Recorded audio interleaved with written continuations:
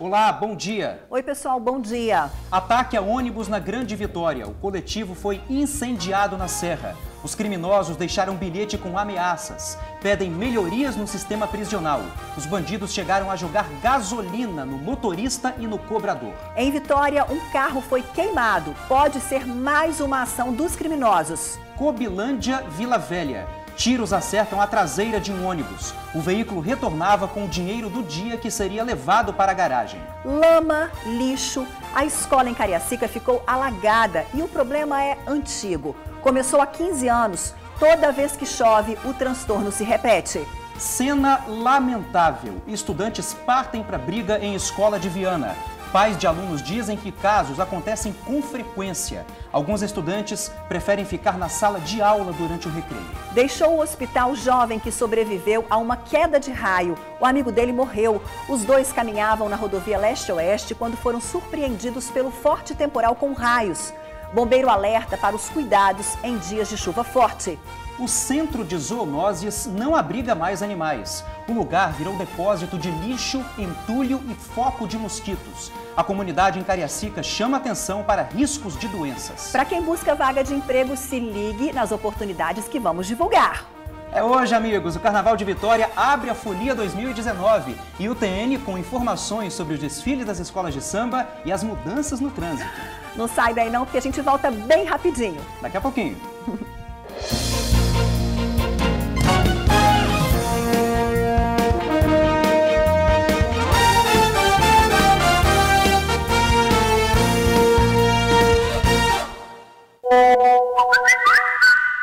A gente começa com imagens que deixam qualquer um preocupado e apreensivo. São cenas que o capixaba vivenciou anos atrás e que não gostaria nunca mais de ver. Os bandidos colocaram fogo no ônibus e deixaram um bilhete. Os criminosos chegaram a jogar gasolina no motorista e no cobrador.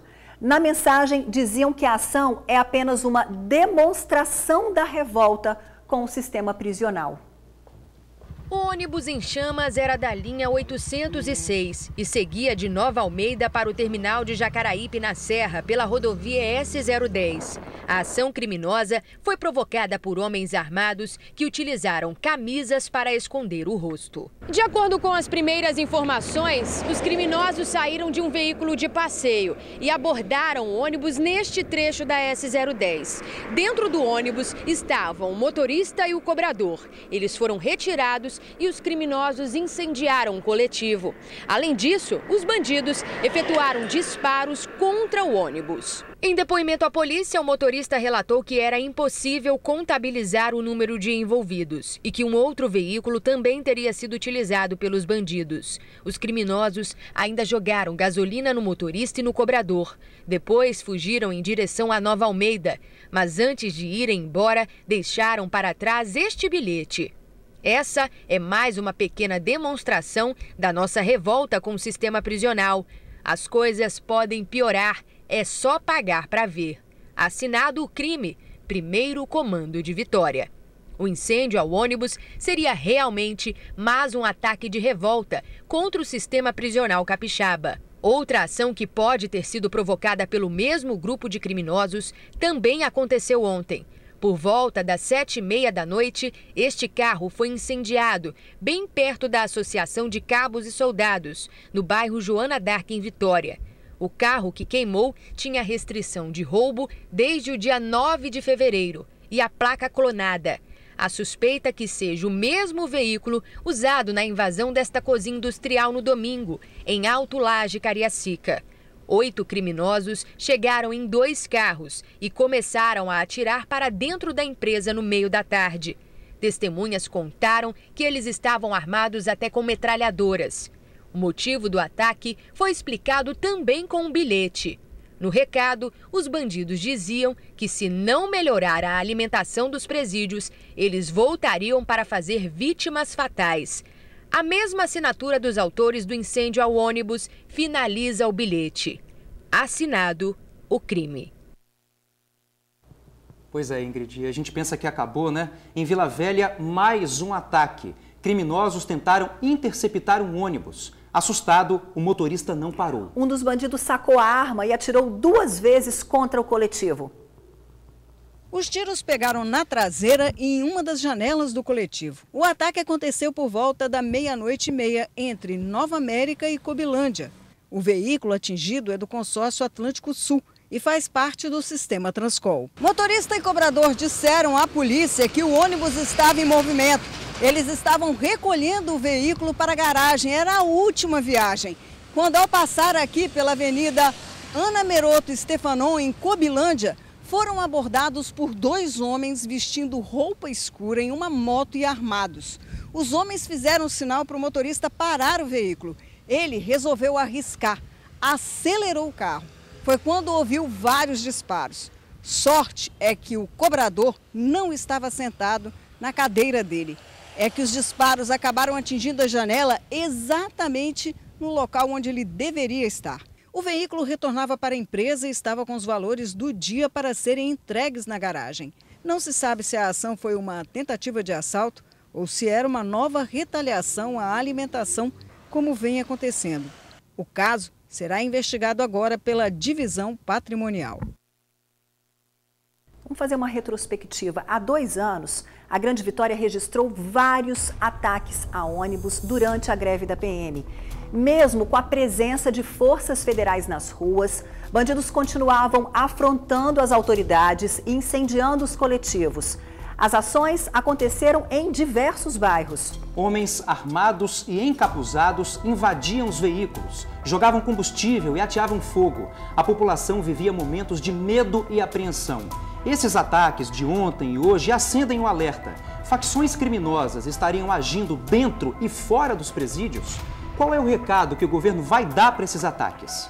Pois é, depois de assistir a tudo isso, é clara a tentativa de afrontar e intimidar o Estado mais uma vez, as autoridades policiais e, claro, também a sociedade. Pois é, e antes que se estabeleça um caos ainda maior, o governo precisa dar uma resposta às organizações criminosas. Quem tem os detalhes para a gente agora ao vivo é a repórter Tainá Lopes. Tainá, quais são suas informações, por favor?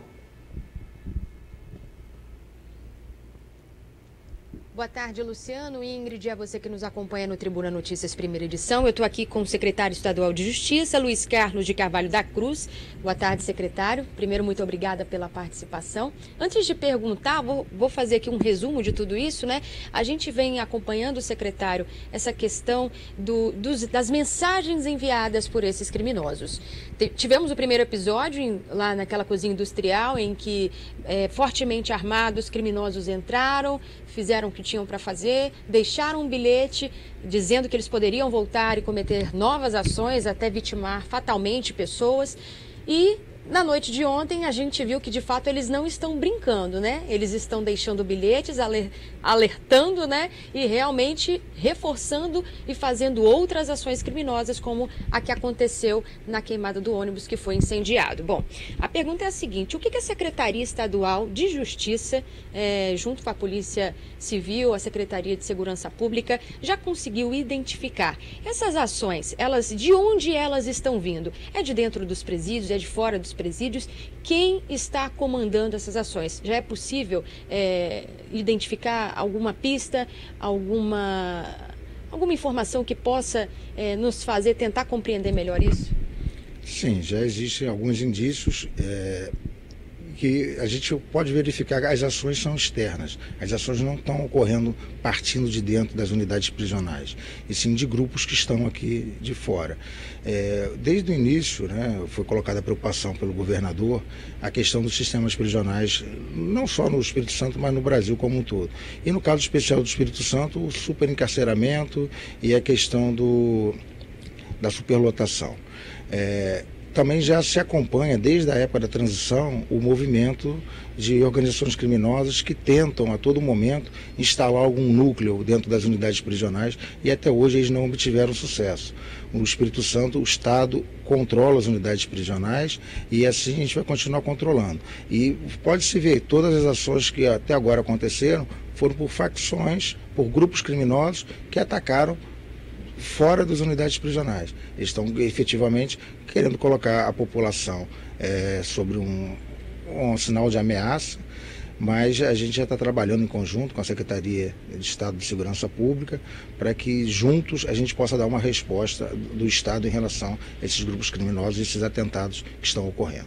Só para vocês terem uma ideia, a gente está falando aí de ações que vocês comentaram antes de eu entrar ao vivo, né, há 2 anos atrás, a questão da greve da Polícia Militar, aquelas ações que muito assustaram a população. E lá em 2017 eu fiz uma coletiva de imprensa em que um foragido da Justiça foi preso e ele disse durante essa coletiva que fazia parte do PCC, inclusive que o PCC estaria buscando instalar uma nova unidade aqui no Espírito Santo. E eu te faço a pergunta, secretário, é possível afirmar que essas ações, elas têm influência do PCC? Não só do PCC, né? Existem os grupos locais, mas o PCC efetivamente ele procura se instalar aqui no Estado através de alguma célula, já tem algum tipo de atuação, já tem alguns simpatizantes, eles procuram se introduzir dentro do sistema penitenciário, mas graças a Deus, através do trabalho, da inteligência, a parceria com a Polícia Civil, com a Polícia Militar, hoje isso ainda não é o fato e vamos fazer tudo possível para que esse intento do PCC ele não se concretize. Antes de entrar ao vivo eu te fiz essa pergunta e faço novamente, eu sei que não é de responsabilidade da Secretaria de Justiça prender, né? Mas em relação a pessoas líderes, né, identificados do PCC que estariam nessa influência, alguém já foi identificado? Já há alguém que vocês visualizam que já foi detido ou coisa parecida? Não, existem efetivamente lideranças que se colocam como simpatizantes ao PCC, mas efetivamente filiação ainda não é uma realidade. Eu acho que existe muita sondagem, a visualização pela quantidade de advogados que recorrem hoje visitando presos dentro das unidades e a gente percebe que essa movimentação não é normal.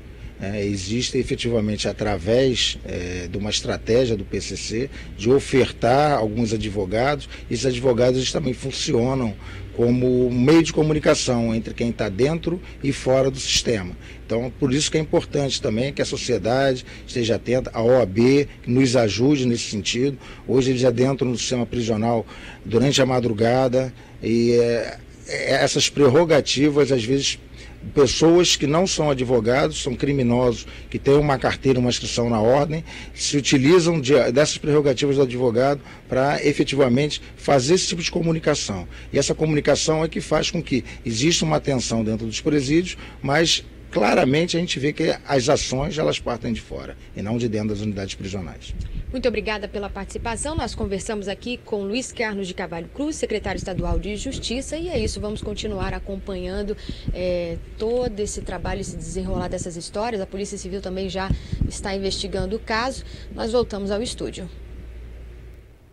Pois é, Luciano, são cenas aí que a gente não gostaria, a gente já falou aqui que não gostaria de ver nunca mais, estamos vendo aí cenas horrorosas, destruição de patrimônio e muito menos ouvir facções criminosas imperando aí e ditando regras dentro do Estado. Parece que é um filme, né, Ingrid, que se repete, se repete, se repete, parece que nunca tem fim. Olha, a gente acompanhou até agora situações claras para tentar intimidar o Estado. A gente lembra que no estado do Ceará, o caos se estabeleceu com ataques e incêndios a ônibus. Pois é, e o que vemos aqui? Criminosos atentando contra patrimônio e o pior, contra a vida de pessoas. São bandidos que invadem fortemente armados empresa de marmita, colocam fogo no local com os funcionários lá dentro.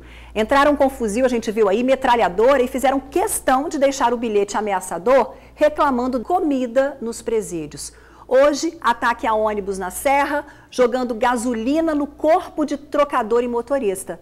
E mais um bilhete afrontoso, dizendo que seria uma pequena demonstração da revolta com o sistema prisional. De fato, o Estado precisa agir rápido, com rigor e dar uma resposta a esses bandidos e à sociedade. Com certeza, além da violência diária, esses ataques deixam preocupação com facções criminosas. E daqui a pouco o TN traz uma entrevista completa com o delegado Fabiano Rosa. Ele vai falar sobre as investigações desses casos de ataques a ônibus. Já imaginou estudar numa escola que sempre alaga quando chove e, para piorar, o esgoto toma conta das salas de aula, do pátio e até do refeitório? Em Porto de Santana, Cariacica, os alunos enfrentam esse problema há pelo menos 15 anos. Esse caos acontece em um colégio municipal que funciona pela manhã, à tarde e à noite. Ontem, mais uma vez, as aulas tiveram que ser suspensas porque não havia condições para ninguém entrar na escola. Um absurdo, né? Vamos ver.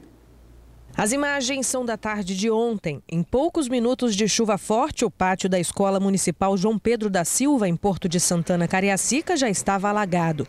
E os alunos ilhados. As aulas foram suspensas. A chuva começou de repente, alagou tudo. Muito entulho, muito lixo. Mais lixo, mais aquela água fedorenta. Hoje, os alunos do período da manhã estudaram, mas só deu tempo de limpar as salas de aula. Pátio e refeitório continuam sujos de lama e esgoto. É cansativo para a criança, que a gente traz a criança para a escola, chega na escola, a escola está cheia de água, cheia, igual a colega falou, cheia de urina, fezes, vem tudo misturado no esgoto, atrapalha muito a vida da criança, porque se a criança pega uma doença, a gente tem que correr para médico e de tudo é difícil. A única coisa que a gente pede é que o prefeito, a prefeitura, ou os órgãos públicos cuidem da escola. Essa outra mãe, que representa o Conselho de Pais e Mestres, conta o motivo pelo qual a escola fica literalmente dentro d'água toda vez que chove. O esgoto do bairro passa por baixo do pátio da escola. Aí quando chove, toda a rede, toda a água da chuva entra dentro da rede e aí começa a borbulhar aquele esgoto todo, sobe, a rede está entupida, né? Sobe tudo dentro do pátio, da quadra, vai tudo para o refeitório, vai pelas salas. A última chuva, dia 7, entrou dentro da biblioteca e molhou todos os livros da parte de baixo, perderam tudo. A falta de limpeza nas caixas de esgoto por parte da prefeitura é um agravante do problema que acontece há mais de 15 anos. E os alagamentos são constantes. Só este mês, essa já é a segunda vez. Há 2 semanas, a cena era a mesma. Lama e lixo por toda parte. Salas de aula completamente alagadas. E pior, a prefeitura levou quase 1 semana para providenciar a limpeza da escola. Tinha que raspar com enxada, tanta lama que tinha. Aí eles foram ameaçados pelos pais que ia chamar a reportagem. Só assim, depois de 15 anos, eles mandaram um carro-pipa vir aqui limpar. Porém, limpou a metade, porque a mangueira não dava para limpar todo o pátio. Pequena demais. É sempre assim. Enquanto funcionários da escola se viram como podem, os alunos ficam sem estudar. Uma triste rotina, reflexo do descaso das autoridades. Eu acho que a solução seria o prefeito se empenhar, né, e fazer uma drenagem, não sei, o que pudesse fazer para não entrar água, talvez aumentar, subir o piso da escola, para a água escorrer para outro lugar, porque é uma galeria toda entupida. Então, sempre que chover vai ter esse problema, tanto com as crianças da tarde como com as da manhã. E à noite também, né? Pois é, você viu como é que ficou a sala de aula? Não tem condições, gente. Olha só, completamente alagada, a escola toda. Eu mesmo fiz uma reportagem uma vez nessa escola. Lá é complicado, complicadíssimo. Eu não sei como eu não fiz uma reportagem, porque eu estou aqui há 20 anos e o problema há 15 se repete toda vez que chove. É um absurdo, né? Pois é, a prefeitura informou que uma equipe está sendo encaminhada até a escola para realizar a limpeza nas áreas necessárias. Vamos aguardar, né? E para a próxima chuva, vai fazer o quê? Pois é. Já já o TN fala sobre a morte de um homem atingido por um raio na rodovia leste-oeste em Cariacica. Ele estava com um amigo que sobreviveu. Ele estava internado, mas recebeu alta hoje cedinho. Amigos, ontem a chuva forte provocou alagamentos em diversos pontos da Grande Vitória. As nuvens carregadas chamaram a atenção logo no começo da tarde. A imagem é bonita, mas dá um medo danado, né? Um amigo do TN registrou a movimentação de nuvens na região do Mestre Álvaro, na Serra. As nuvens carregadas fazem um balé tenebroso, mal-humorado, até que, por fim, o céu desaba. A chuva não durou nem mesmo 1 hora na Grande Vitória, mas os efeitos foram sentidos em toda a região metropolitana. Em Camburi era por volta de 1 da tarde e o trânsito já estava daquele jeito, todo engarrafado. No centro de Vitória, a mesma coisa. Trânsito devagar, quase parando por causa da chuva. No bairro Ilha de Santa Maria, tudo alagado. Os carros passaram com muita dificuldade por causa do nível da água. Em Vila Velha, de cima do convento, dava para ver também nuvens muito carregadas, que davam uma ideia do que seria a chuva. E quando ela caiu, já sabe, né? No bairro Alvorada, as ruas ficaram completamente inundadas. Condutores passando aperto para conseguir trafegar pelas ruas. Já em Cobilândia, como sempre, tudo debaixo d'água. A rua principal ficou completamente inundada. A situação só não ficou pior porque a chuva parou. A sensação entre os comerciantes é de que eles escaparam por pouco dessa vez. Passamos sufoco. Parecia que ia ser outro alagamento, né? Complicado. Refresca, mas aí vem o outro lado. A loja ao lado é do Gilberto e ele se lembra bem do nível que a água atingiu da última vez. Mas hoje, por sorte, a história foi diferente. Olha só, a vantagem aqui na loja do Gilberto é que tem a calçada e mais 2 degraus. Se durasse mais umas 3 horas, com certeza a água ia chegar mais aqui na calçada de novo aqui. Chegou a água, a chuva foi muito rápido e acabou chegando a água quase na calçada de novo, ali embaixo ali, da primeira calçada. No estabelecimento vizinho foi correria total para salvar as coisas. Preocupados de encher e afetar aqui a água. Alguns estabelecimentos ficaram ilhados, mas todo mundo aqui é unânime quando fala desse valão, que é um dos principais responsáveis pelos famosos alagamentos em Cobilândia. Geralmente enche logo, os bueiros não conseguem escoar a água e aí a rua começa a alagar. Como a gente trabalha aqui com um movimento de pessoas, as pessoas acabam não comparecendo ao comércio. Olha, nas regiões sul e serrana do estado, a chuva causou muitos transtornos. O temporal com ventos fortes provocaram a queda de 2 torres de energia de Castelo, provocando um apagão em várias cidades. Em alguns locais, a eletricidade só foi restabelecida no fim da noite. Em Conha, a chuva forte veio acompanhada de granizo. Hoje, a expectativa é de tempo estável, sem chuva na maior parte do estado. De acordo com o Incaper, há previsão de pancadas isoladas só na região sul capixaba. Nas outras áreas, o sol predomina. Na Grande Vitória, temperatura mínima de 23 graus e máxima de 25, lua cheia. Olha, o lugar foi criado para recolher animais de rua e tratá-los. Mas quem está precisando de socorro urgente é a antiga sede do Centro de Controle de Cariacica.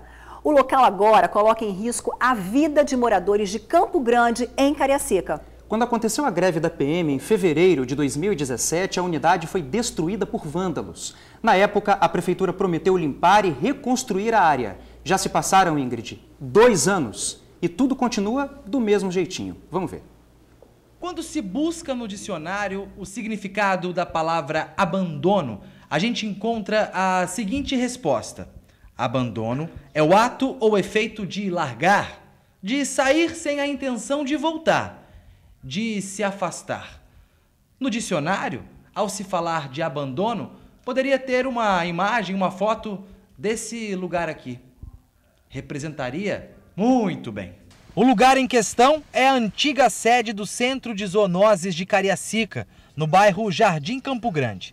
Em fevereiro de 2017, durante a greve da Polícia Militar, o espaço foi saqueado, depredado, incendiado e destruído. Viemos por 2 vezes mostrar a situação. A primeira, ainda durante a greve, e a segunda, 3 meses depois. Por aqui tem medicamentos, seringas e agulhas espalhados por toda a parte. O local está abandonado, as crianças vêm brincar aí, existe muito lixo hospitalar, tá? É uma coisa que a prefeitura deveria de já ter tomado uma providência, deveria ter tido consciência e não teve até agora. É evidente que a prefeitura não teve culpa do ato criminoso que destruiu o centro de zoonoses, mas ao esquecer completamente deste lugar, nos leva a crer que se trata de um esquecimento seletivo. Ela quis esquecer.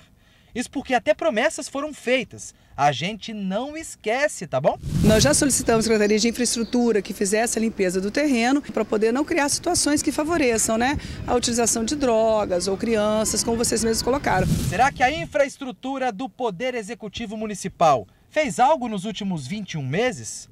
Será que a Prefeitura fez algo nos últimos 630 dias? Repito, 630 dias? Fizeram nada. Uma coisa que foi é filha ter posto de lixo, né? Só isso. Porque até agora nada, nem vieram aqui para... Esqueceram desse lugar? Esqueceram, nós foi esquecido aqui no Peu Bairro, né? O lugar que visava a saúde está doente, largado à própria sorte. Só neste cômodo aqui tem mais de 1, 2, 3, 4, 5, 6, 7, 8, 9, 10, 11, 12, 13, 14, 15, 16, 17, 18, 19, 20, 21, 22, 23, 24, 25, mais de 30 seringas descartáveis, algumas até com agulhas. Só que neste espaço, como ele está todo aberto e, claro, abandonado, crianças entram aqui para brincar. Aí fica complicado, né? Seu filho vem brincar aqui? É ruim, eu fico de olho em cima dele para ele não vir e não sair para brincar aqui não. Mas eu passo aqui para trabalhar, de vez em quando eu pego criança aqui em cima aqui, brincando, sobe em cima dessas marquises aí, brinca no meio dessa seringa aí. E assim é. O lugar que combatia a dengue virou a casa do mosquito. Quanta incoerência. Vocês podem ver, tá cheio de lixo aqui, acumula água, que nem choveu esses dias.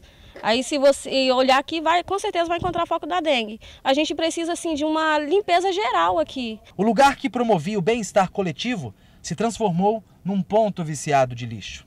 Né, Dona Ivone? Agora me falaram que a senhora joga lixo aqui, joga entulho aqui, é verdade? Eu também jogo, Vou fazer o quê? Vou colocar onde? Mas não pode! Cadê a caçamba pra gente colocar os entulhos? Mas não pode. Eu sei, tem tanta coisa que não pode. Depósito de doenças, de lixo e de riscos. E imaginar que o espaço poderia ser muito bem aproveitado se o poder público se preocupasse mais com o lembrar do que o esquecer. Posto de saúde, uma pracinha, uma quadra para as crianças brincar, entendeu? Usar pelo menos para esses objetivos, porque está tudo abandonado. Desde o dia que aconteceu, está aí, ó, você pode reparar que está cheio de lixo até hoje. Felizmente a prefeitura não faz nada. Bom, vamos então agora à nova promessa da Prefeitura. A Prefeitura disse que está discutindo com a comunidade uma melhor utilidade para o antigo centro de zoonoses. Prometeu ainda mandar uma equipe para fazer a limpeza e o fechamento da área. Lembrando, pessoal, que essa mesma promessa, a gente ouviu aí a secretária da época, foi feita há 2 anos. Desculpa, mas é brincar demais com a paciência e com a saúde dos moradores. Eu não diria para construir uma área, mas limpar, tirar aquelas seringas ali do jeito que a gente viu, não tem justificativa para não fazer. 2 anos para isso?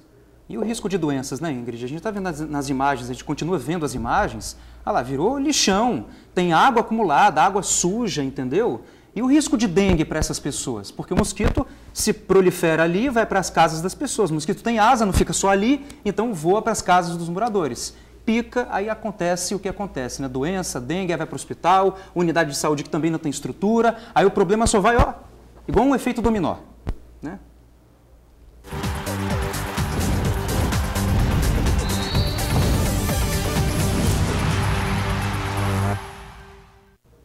Vamos de esporte agora. Olha, o Vasco, em boa fase, venceu o Serra ontem à noite no estádio Kleber Andrade. Vitória por 2-0. As duas torcidas fizeram bonito nas arquibancadas. Em campo, o campeão da Taça Guanabara não teve muito trabalho para vencer o Serra pela Copa do Brasil, não, Ingrid? A partida sem muitos encantos marcou mais uma vitória para o time carioca, que em 9 jogos da temporada ainda não perdeu. Apesar do otimismo da torcida capixaba, não deu para o Serra. Na próxima fase, o Vasco encara o vencedor do confronto entre Avaí e Brasil de Pelotas, no dia 7 de março. Hoje, o TN traz mais um caso de violência entre alunos. Em Viana, 2 estudantes de um colégio municipal trocaram tapas e puxões de cabelo durante o recreio. Na semana passada, Ingrid, também mostramos uma briga feia entre 3 estudantes de Guarapari. Nesse caso, né, a adolescente agredida chegou a desmaiar. O que será que está acontecendo com a garotada na escola, hein? Será que as escolas podem intervir e evitar situações como essa? Violência dentro da escola e fora da escola também, coisa terrível. Vamos ver. Nas imagens feitas no pátio do Caíque de Viana, 2 adolescentes caem na briga, trocam tapas e puxões de cabelo. A cena é acompanhada por outros alunos que registraram as agressões. Quebra a cara dele. Toma!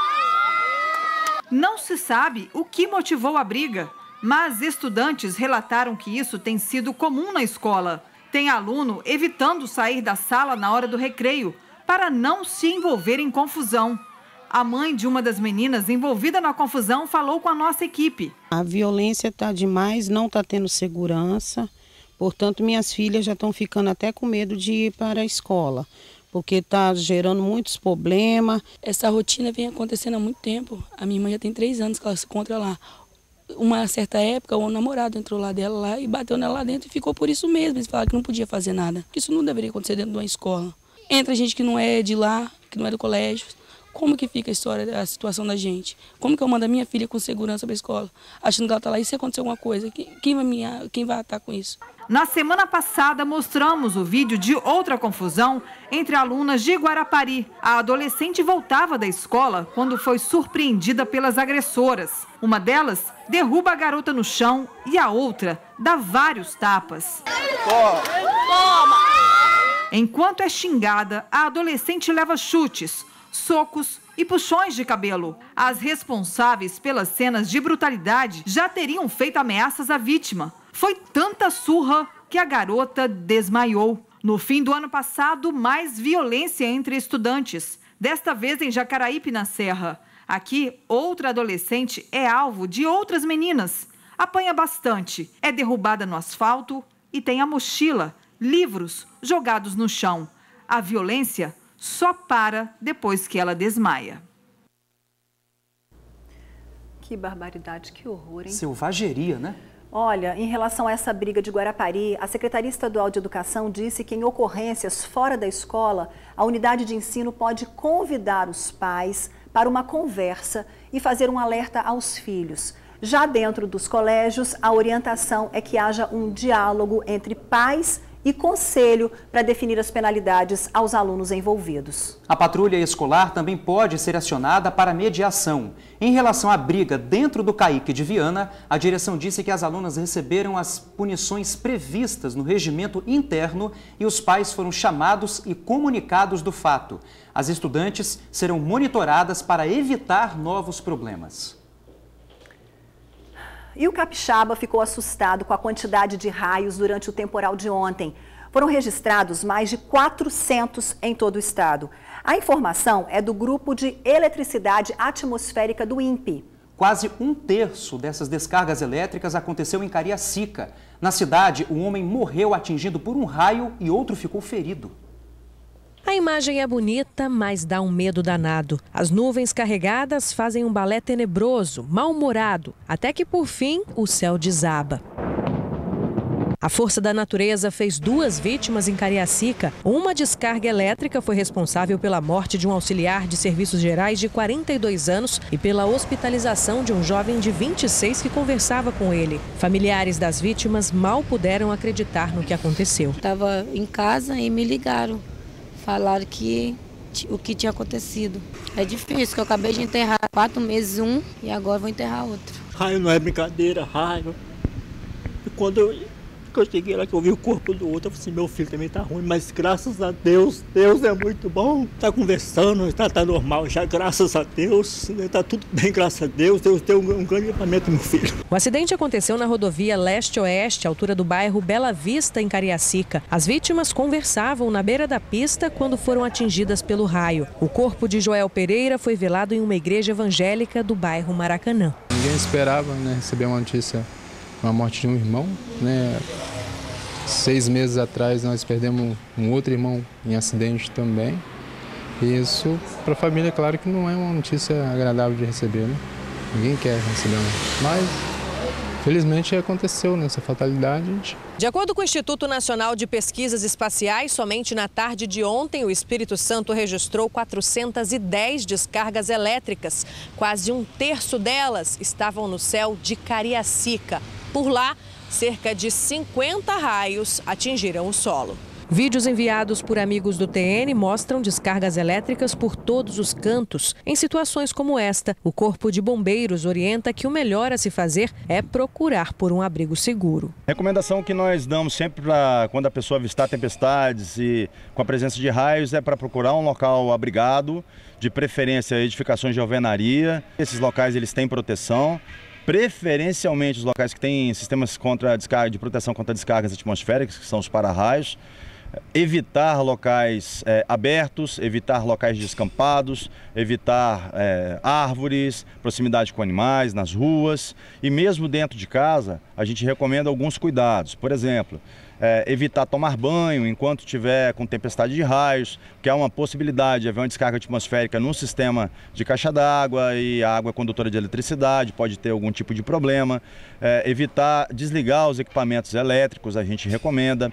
Celulares carregados na tomada, a gente recomenda não fazer uso desses aparelhos enquanto houver descargas atmosféricas.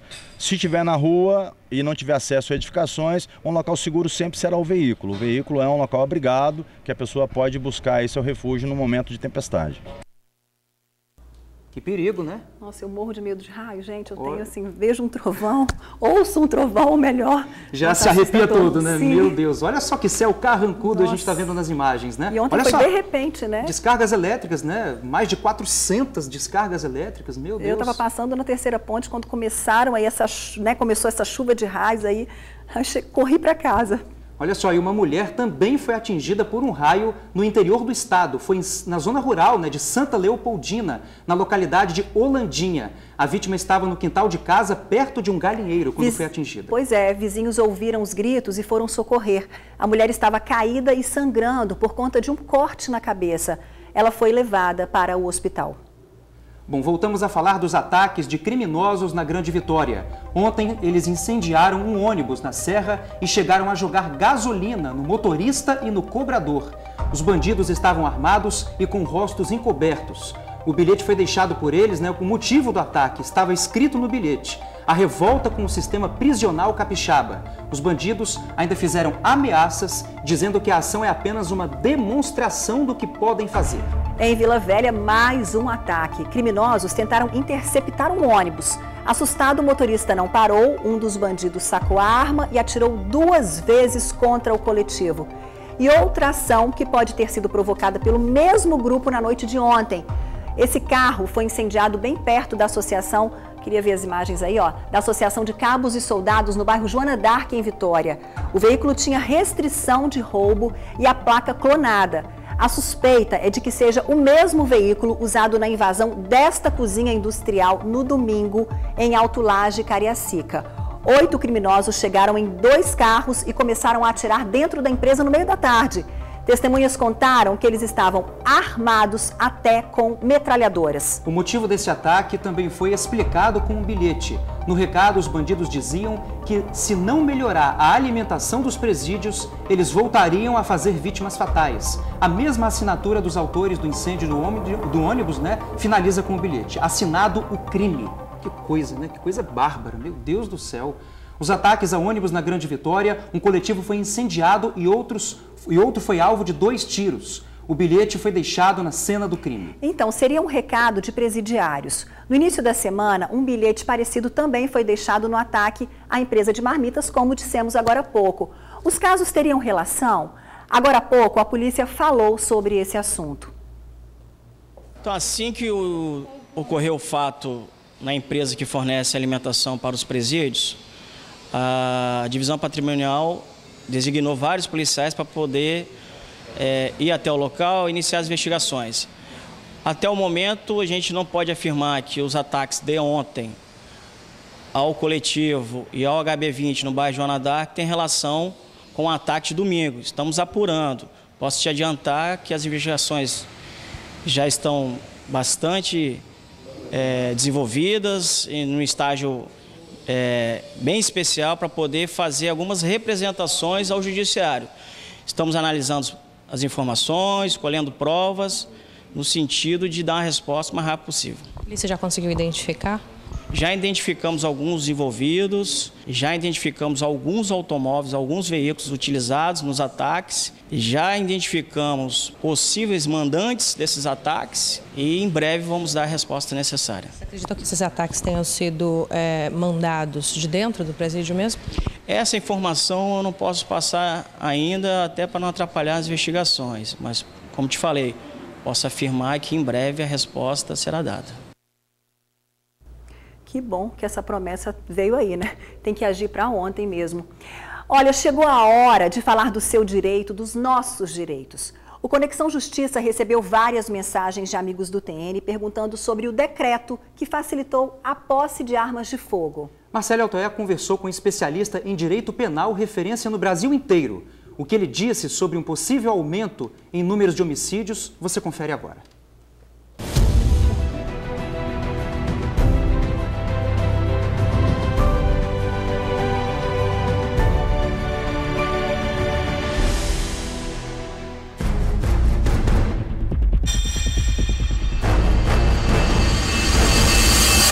Possibilidade de ter arma em casa, que o presidente Bolsonaro aprovou, e eu fico em dúvida ainda, entendeu? Porque eu acho que tem gente que não está preparado para isso ainda. Seu Luiz, a pergunta do senhor diz respeito a um assunto que tem gerado muita polêmica, né? O decreto que facilita a posse de arma foi assinado pelo presidente Jair Bolsonaro no dia 15 de janeiro e trouxe com ele vários questionamentos. Um dos principais, será que o número de homicídios vai aumentar?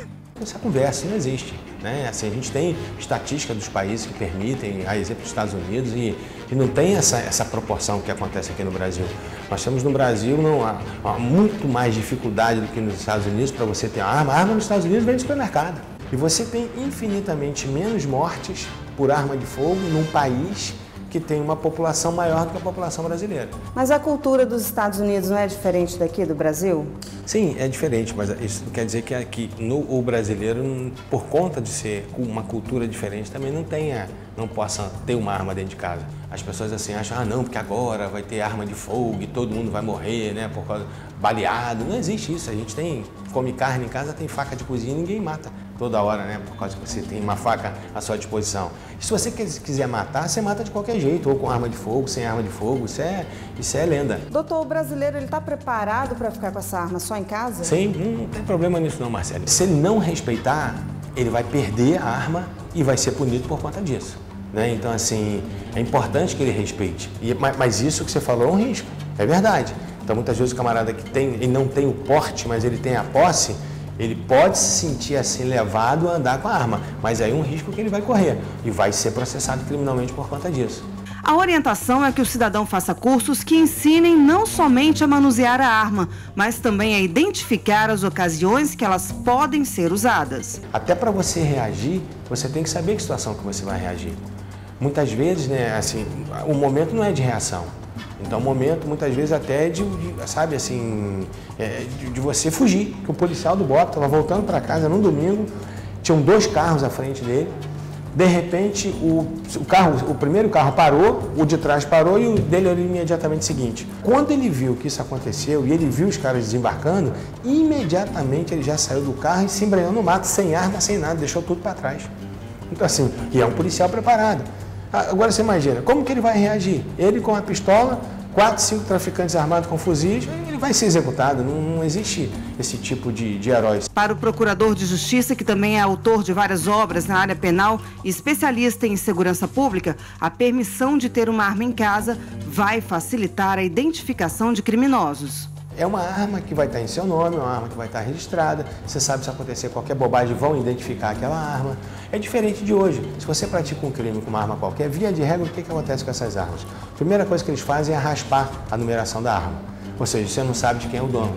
Então, assim, fica quase que impossível você descobrir. Só para que você tenha uma ideia, no Rio, 92% dos homicídios no Rio são chamados de casos de autoria ignorada.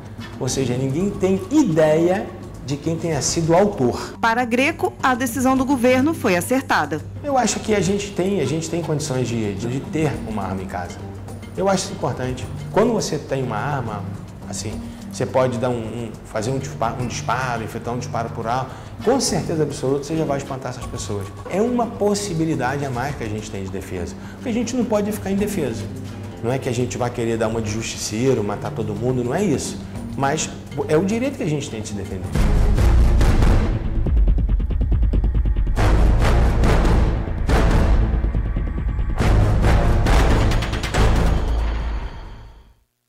Excelente, né? E o nosso grande abraço ao brilhante Rogério Greco.